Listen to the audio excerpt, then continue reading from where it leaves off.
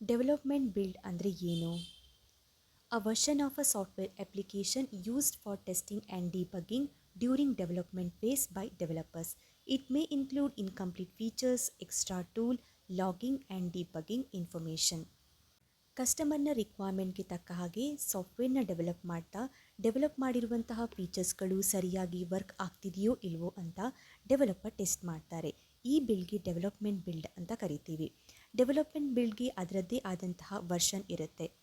ಈ ಬಿಲ್ಡ್ನಲ್ಲಿ ಡೆವಲಪರ್ ಯಾವುದಾದ್ರೂ ಫೀಚರ್ಸ್ನ ಟೆಸ್ಟ್ ಮಾಡಿದಾಗ ಅದು ಸರಿಯಾಗಿ ವರ್ಕ್ ಆಗ್ತಿಲ್ಲ ಅಂದರೆ ಅದನ್ನು ಅಲ್ಲೇ ಡಿಬಗ್ ಮಾಡಿ, ಅಂದರೆ ಟೆಸ್ಟ್ ಬಿಲ್ಡ್ ರಿಲೀಸ್ ಮಾಡೋದಕ್ಕಿಂತ ಮುಂಚೆನೇ ಇಶ್ಯೂಸ್ನ ಫಿಕ್ಸ್ ಮಾಡ್ತಾರೆ.